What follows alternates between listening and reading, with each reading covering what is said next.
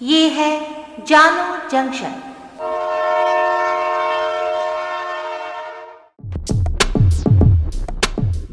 नमस्कार, आज है 22 फरवरी 2022। मैं हूँ पूजा वर्मा और आप सुन रहे हैं जानो जंक्शन पे Hindi news podcast news rail.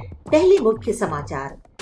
विधानसभा चुनाव के चौथे चरण के लिए कल 23 फरवरी को मतदान होगा। बजरंग दल कार्यकर्ता की हत्या के आरोप में पुलिस की बड़ी कार्रवाई, 3 आरोपियों को लिया हिरासत में। यूक्रेन के लुहांस्क डोनेट्स्क में घुसी रूसी सेना, पुतिन ने इन्हें स्वतंत्र देश घोषित किया।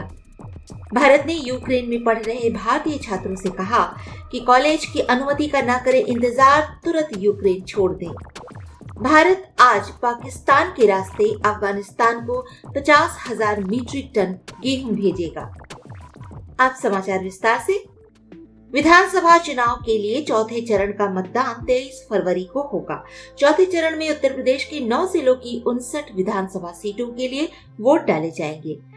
अब तक पहले 3 चरण में यूपी विधानसभा की 403 में से 172 सीटों के लिए वोट डाले जा चुके हैं, जबकि यूपी विधानसभा चुनाव के चौथे चरण की 59 विधानसभा सीटें रायबरेली, पीलीभीत, लखीमपुर खीरी, सीतापुर, हरदोई, लखनऊ, उन्नाव, फतेहपुर और बांदा जिलों की है।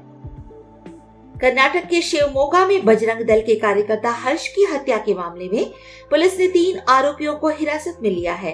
गृह मंत्री अरागा ज्ञानेंद्र ने बताया था कि इस मामले में पुलिस ने 5 आरोपियों की पहचान की है।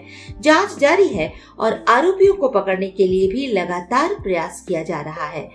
पहले इस मामले को कर्नाटक में हिजाब मामले से जोड़कर देखा जा रहा था, लेकिन गृह मंत्री ने साफ कर दिया कि ये मामला उससे बिल्कुल अलग है। अब शुरुआती जांच में भी सामने आया है कि पिछली दुश्मनी के कारण इस घटना को अंजाम दिया गया था। रूस की सेना यूक्रेन के 2 प्रांतों लुहांस्क डोनेट्स्क में घुस गई है। राष्ट्रपति व्लादिमीर पुतिन ने भारतीय समय के अनुसार कल देर रात 3 बजे यूक्रेन के इन दोनों राज्यों को स्वतंत्र देश घोषित कर दिया था। इसके बाद रूसी सेना के टैंक इन इलाकों की तरफ बढ़ गए। पुतिन ने कहा कि लुहांस्क और डोनेट्स्क और अलगाववादियों के कब्जे वाले इलाके में शांति बनाए रखने के लिए ऐसा करना जरूरी है।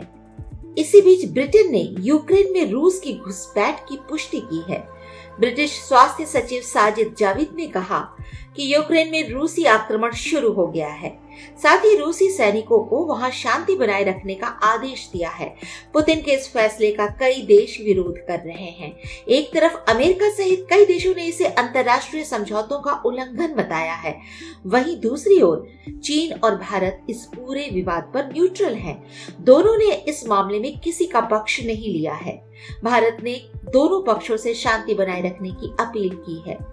यूनाइटेड नेशंस में भारत के रिप्रेजेंटेटिव टी.एस. तिरुमूर्ति ने कहा कि यूक्रेन और रूस के बीच सीमा पर तनाव गहरी चिंता का विषय है।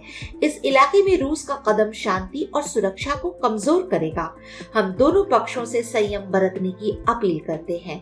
हम मानते हैं कि ये मुद्दा केवल और केवल डिप्लोमेटिक डायलॉग्स के जरिए सुलझ सकता है।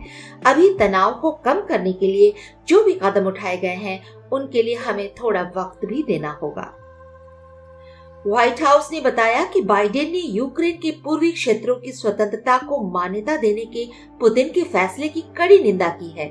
अमेरिकी राष्ट्रपति ने यूक्रेनी राष्ट्रपति व्लोदिमीर जेलेंस्की से भी कहा कि अमेरिका अपने सहयोगियों के साथ मिलकर जल्द ही इसका जवाब देगा।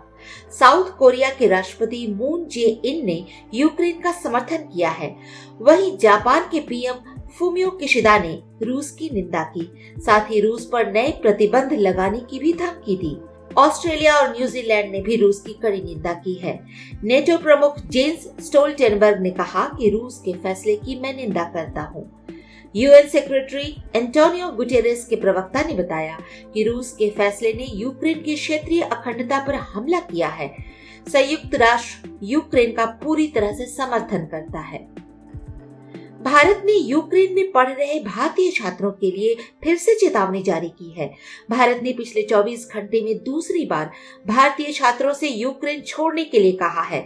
भारतीय दूतावास ने कहा कि छात्र यूनिवर्सिटी की किसी मंजूरी का इंतजार किए बिना ही यूक्रेन छोड़ दें। भारत ने पाकिस्तान के रास्ते अफगानिस्तान को 2500 मीट्रिक टन गेहूं की पहली खेप रवाना की। इस खेप को विदेश सचिव हर्षवर्धन श्रृंगला और भारत में अफगानिस्तान के राजदूत फरीद मामूद जई ने झंडी दिखाकर रवाना किया। विदेश सचिव हर्षवर्धन श्रृंगला ने कहा कि अफगानिस्तान के लोगों के साथ भारत के ऐतिहासिक संबंध रहे हैं।